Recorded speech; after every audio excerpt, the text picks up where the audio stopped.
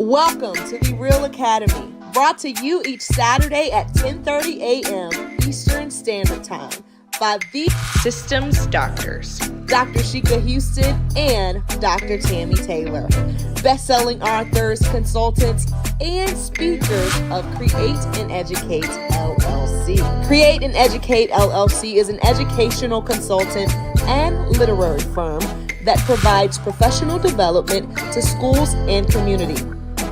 Their goal is to transform organizations with the REALL Resilience Framework used to increase their school report card grades 2 and 3 grade levels in 1 year.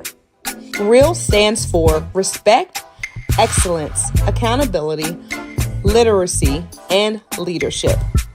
This framework is used to coach leaders and teachers and build student efficacy while putting systems in place that aligns the work of the school improvement, making the process manageable.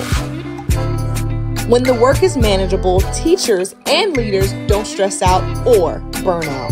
the Systems Doctors Alignment systems are designed to help schools evolve and grow, all while instituting protocols and processes designed to promote collaboration and collegiality. The implementation of the alignment framework prevents some of the most common problems in education, where leaders sometimes aren't sure where to start, or in our new age of educating, leaders need a trusted sounding board that allows them to be vulnerable and transparent, preventing loneliness at the top. The framework doesn't just help leaders, but also prevents teachers from burning out from too many initiatives and embracing teachers as they are the experts.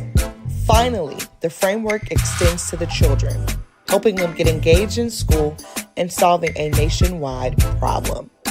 Alignment systems are frequently referred to as a key element of success in the improvement process. In the sport of rowing, all rowers must put their oars in the water, succinctly creating a system for their boat to reach maximum speed. So schools that want to improve are bringing in the Systems Doctors to teach them all about the alignment systems that must be in place for school improvement to be accomplished at high levels. The dynamic duo provides insights into educational topics through their international platform, which includes educators, parents, and community members as a way to support important entities that make communities thrive. This is their way to pay it forward and provide the support they needed through their platform. Take a look. People who work with the Systems Doctors describe them as an excellent and inspiring group of leaders. They get into the weeds of work with leaders through their TrustMate Institute that you should contact them about today by filling out the contact form on their website.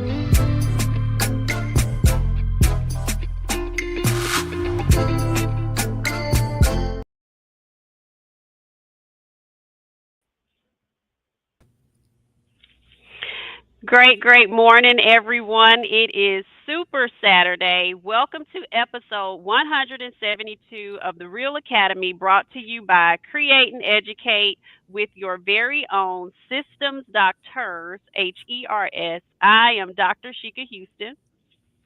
Good morning, everybody, and I am Dr. Tammy Taylor. Welcome on this crisp fall Saturday morning after Thanksgiving. We hope everybody had a beautiful Thanksgiving holiday. Yes, this is the first time it's actually feeling like winter in South Carolina. So, if this is your first time in the REALL Academy with the Systems Doctors, we are trustmates in education. We raised our school report card grades with our dynamic staff members 2 and 3 levels in 1 year by putting in systems that empowered our students and our staff members. My school was a STEAM School of Excellence, a Palmetto Silver School for Academic Growth, and Tammy School is an NWEA Case Study School and also an Admentum Showcase School. We've served in the classrooms as in leadership roles at the school and district levels, and we also serve in multiple boards in our community. We've had a great deal of success in schools due to the empowerment strategies that we use with everyone. Yes, and if you're wondering how we empower, it's through our Leadership Institute that is called our Trustmate Institute, where we use self selected coaching to teach our three transformational systems to principals and leadership teams that are in need of change in their buildings. Our systems of respect, our systems of excellence, and our systems of accountability can help any leader to transform their school. Most definitely. We also empower through our Build My Sister collaborative, where Black women learn to build genuine sisterhoods. They learn a framework to not just figure out life as it happens, but formulas to actually ensure success. And then our Real Me for Girls, which is our K 12 empowerment program for girls that uses content to help young girls discover who they really are, because identity is so powerful and it is lacking in several places in our society. So thank you all again for joining us. Shout out to Principal Hurt, who is always on fire, always starts off Super Saturday with all of his dynamic gems and information. Please do all of the things that the platforms do, like, share, comment, subscribe, and help us get these algorithms going. Absolutely. And always amazing to hear, see Principal Hurt, who is just the best big brother in education that there is. He is looking out for us when we don't even know he's looking out for us. So we want to say thank you this morning, Principal Hurt, for what you do during this season of Thanksgiving. We pay it forward every Saturday as a part of our live stream network, which is the Fantastic Four, that starts off with him, Principal Hurt, at 10 a.m. And then yours truly, Create and Educate. We come on here with you at 10:30 on Saturday mornings. And then at 10:55, our mentor and the GOAT comes on with the AP and New Principals Academy with Principal Kafele. And then on Sunday evenings, PGP podcast with Dr. Moreno and Principal Josh Tovar. And Sheka and I were so privileged to be able to be on with them last Saturday for a very powerful discussion. So we had a really, really good time. Good morning, Principal Kafele. Yes, we did. Good morning. So now it is time for our Real Fam shout outs. And I'm going to get your comments up in just a second. So shout out to Stacy L. Joy. Good morning. Thank you for joining us. AP Patrick Lawrence, who's back. He was here early, and I told him we'll be on at 10:30. Principal Hurt was on this morning. September Devance Vance Daniels, Tashika Truesdale, Chancellor Rashard Davis, Kenyelle Williams, Kenna Rowland, Melissa Jones Chunu, Leslie Lyles, David Bell, Jasmine Harris, Lynette Wilson, Rella Hicks, Principal Sean Hurt, Dot McKeever Jeter, Principal Central Hicks, and the GOAT is in the house, Principal Kafele. We always appreciate you. And Josh, Buenos Dias, Josh Tovar, Dr. Joe Griffin, we appreciate you, and Vincent Taylor. Thank you all so much for joining us, and I'm going to get you all's comments up, but I wanted to make sure I shouted everybody out first. So, hey, Josh, I'm in tiger gear today. Go Tigers. Yeah, go on and put your thumbs down up, Josh. It doesn't matter. Win or lose. Gamecocks today. Okay. Win or lose, I'm a Tiger. So it is that time. Welcome to episode 172. Once again, we are going to be talking about real trauma-informed with Miss Joan Dubose McClurkin. I'm going to bring her up. Yes, Good and morning. remember, if we say something good during this episode, drop a real good in the comments. Joni, good morning. We're so glad to have you this morning. Good morning. Good morning. Thank you. It's a privilege to be here. And y'all, this is another homegirl. Yes, honey. We got some good stock out here in Chester. We might have to, start cloning this stuff. I'm just kidding. So we're gonna do a proper introduction of our sister, Miss Joan Dubose McClurkin. I'm gonna read her bio. She is a proud native and current resident of Chester, South Carolina, and she serves as the founder and chief executive officer of All Is Well Counseling and Consulting Services. She is a licensed mental health therapist with credentials in both South and North Carolina, as well as a licensed addiction therapist in South Carolina. Joni also holds national and state certifications in addiction and trauma focused cognitive behavioral therapies. With over 20 years of experience as a therapist, Joni has worked in both outpatient community settings and psychiatric hospital environments. She currently practices within a school district and maintains a private practice where she serves as a licensed mental health, addiction, and certified trauma therapist. Joni is a doctoral candidate in counseling and psychological studies with a focus on trauma and crisis counseling at Regent University. And beyond her clinical work, she actively serves her community as a board member of the Chester County Fire Commission and facilitates workshops and seminars for hospitals, rehabilitation centers, and youth organizations.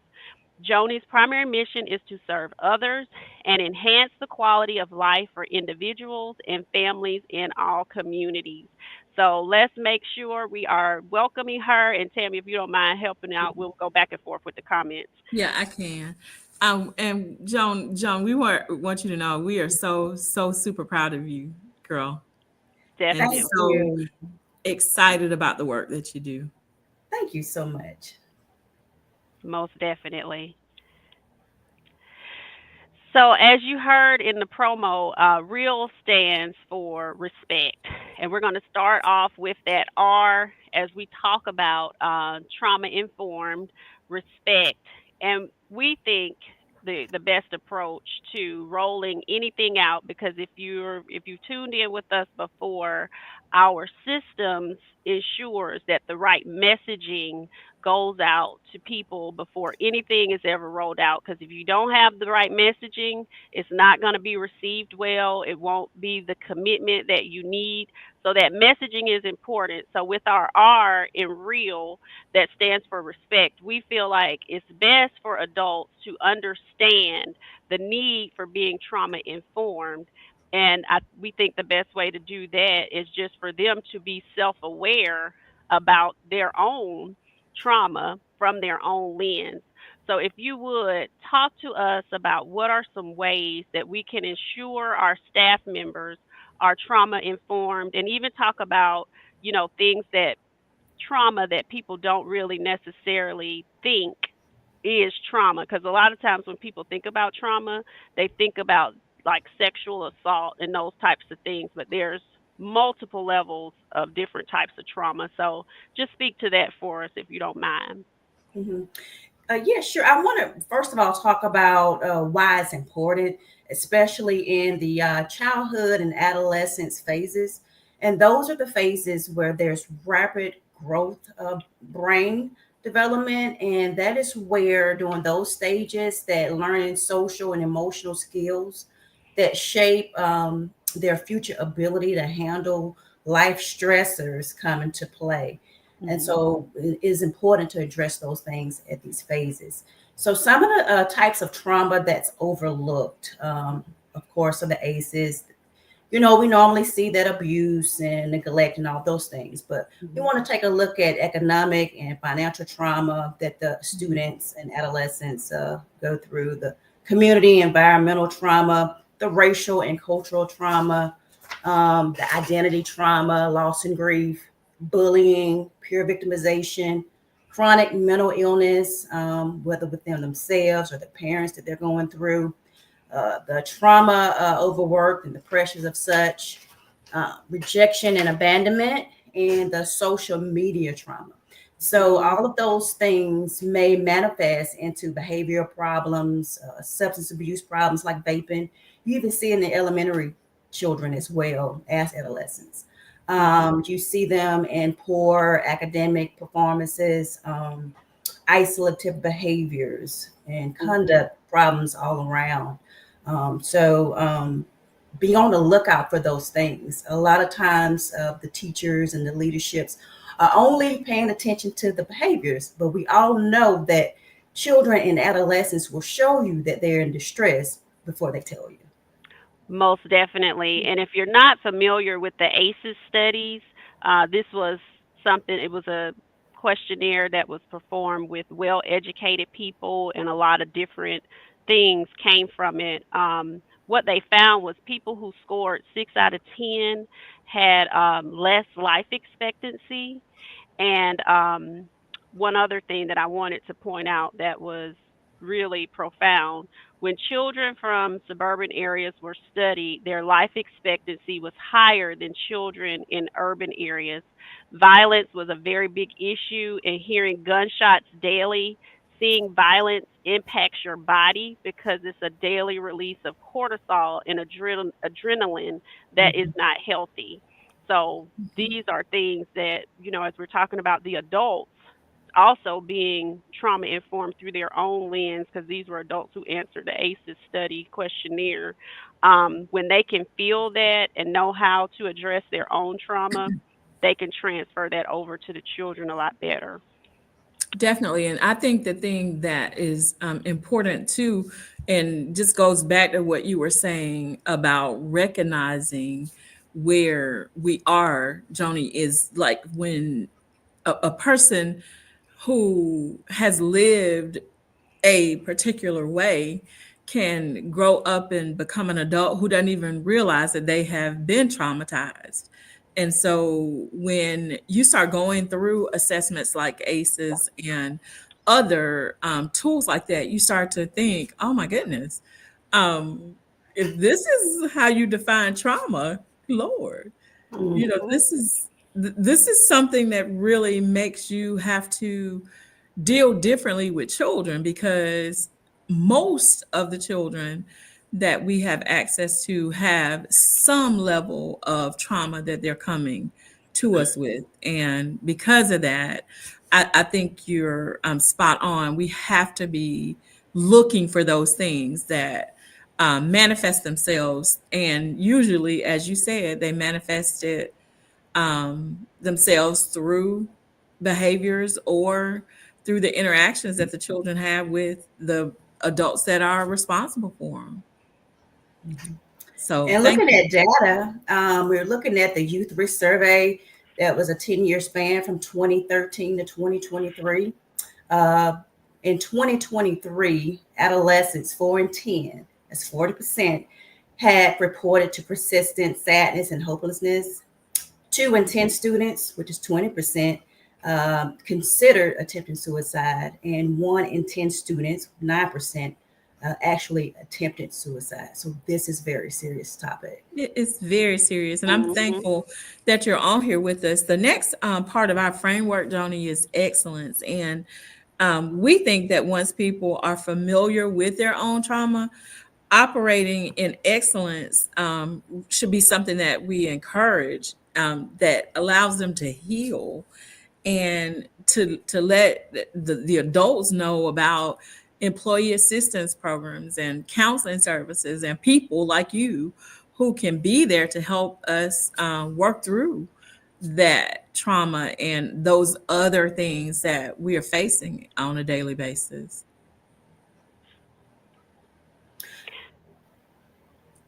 Yes, So, the EAP.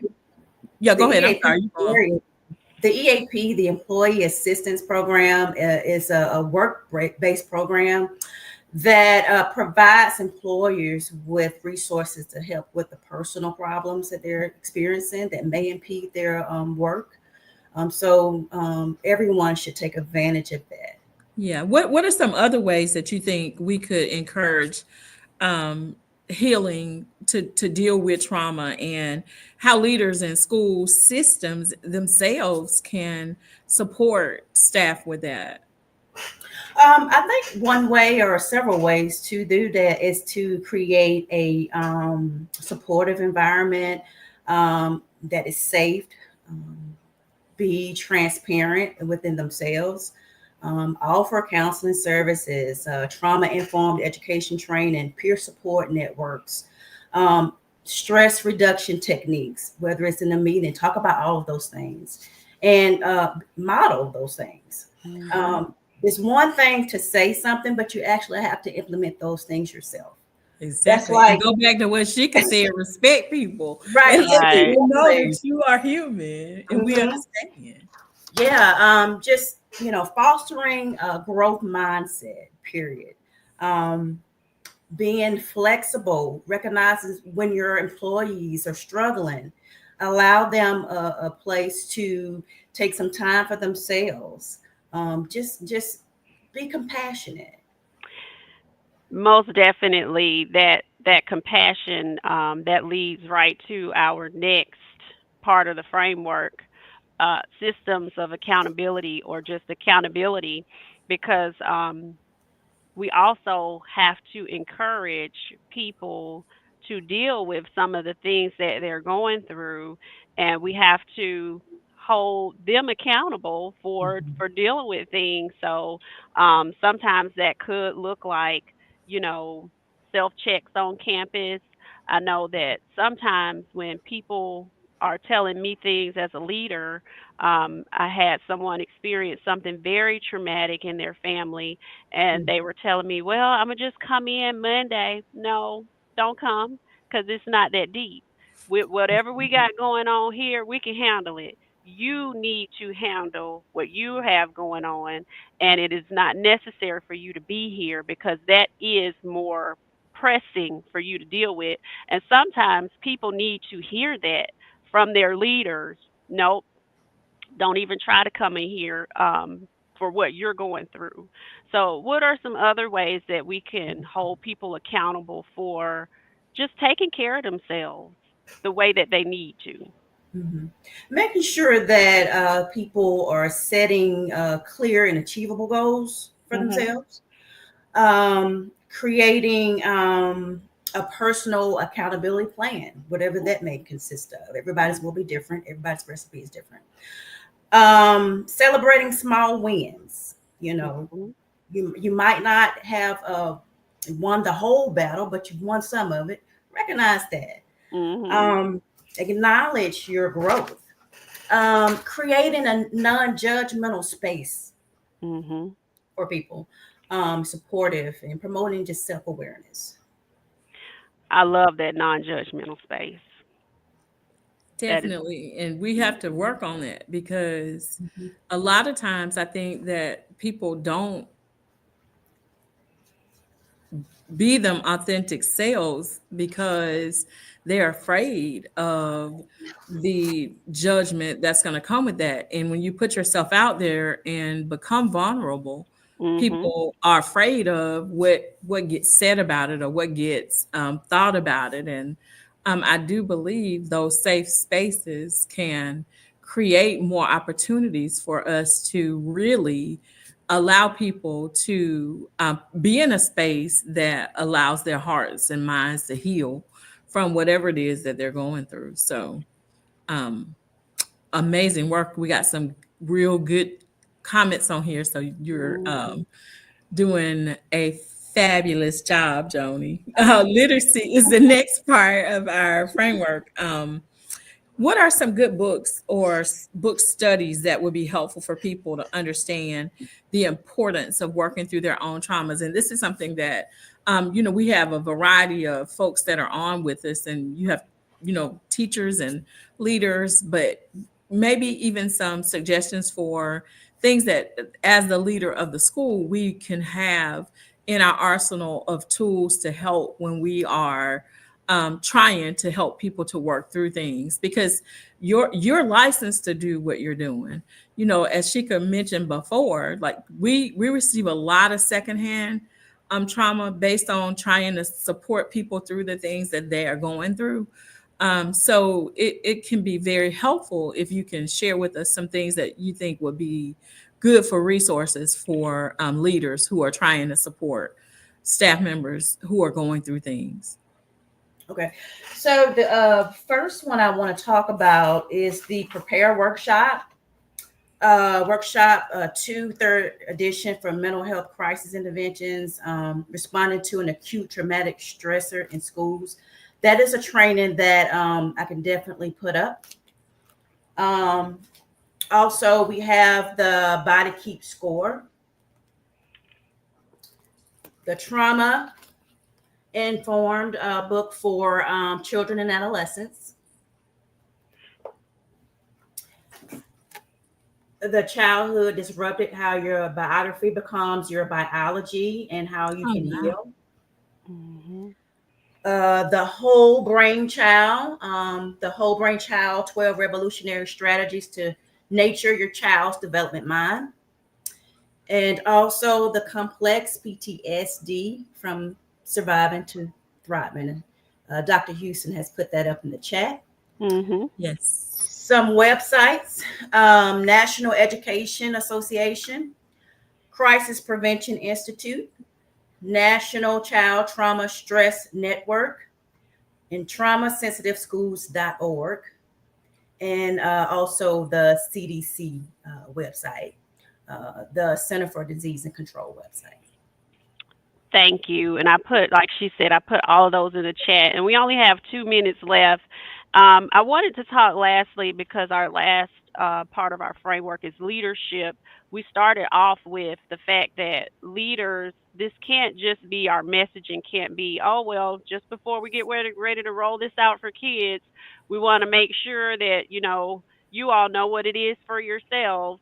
It has to come from a place of sincerity. You really have to make sure people know and feel that you care about them, and that the best way for that to happen is for them to see it through your actions, and making sure that we're also, like you said earlier, modeling what that looks like and just treating people the way we want to be treated, as humans.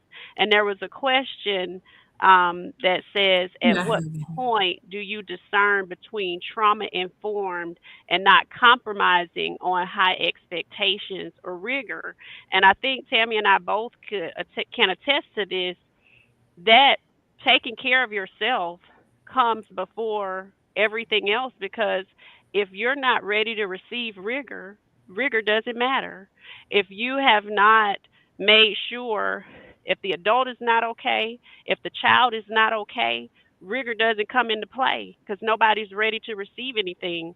So when your people are ready to receive, and that means that if you know that somebody's going through something of trauma and they can't do a certain subject that is high stakes, you may have to shift some people around in your building. That's where your leadership comes in. Hey, I identify that you have something very severe going on, so I'm going to place you here so that we can make sure that the level of teaching that needs to happen in the classroom is still taken care of. So your leadership orchestrates all of that. It does. And I think that to just add to just the student part of that, you want to make sure that you always maintain high expectations for students, because that's what we're there for. However, as Sheka said before, we have to meet those physiological needs. That includes that sense of belonging and that need for someone to understand and embrace you for who you are and what you're going through, before you can really ever expect them to thrive as a student. So we have to be very cognizant of our children and what their needs are, but not shy away from expecting them to do big things because they've been exposed to trauma. We have too. And Right. I'm telling you, I was traumatized and didn't even know it. Like I went And all the way through school thinking this is life. Yeah, and we are out of time. We hate to end so abruptly, but we need to jump over to Principal Kafele's page. He is interviewing one of our Carolina sisters, Dr. Tracy Anderson Sweely, the National Secondary Principal of the Year. So we are excited for our sister. Thank you for joining us. Please use these resources and also share this out to a number of people who may need it, because the holiday time is that time where people really are going through different things, your adults, your children, and we as leaders have to make sure that we're attending to them. But as leaders, make sure that you are Taking also care of attending yourself. to your own self care, because we receive a lot of that secondhand trauma throughout just our work that we do. So thank you all so much for joining us. We appreciate you every week, every Saturday, and we're going to hop on over to Principal Kafele's page right now. Thank you Thank all. Have a you. great weekend. Mhm.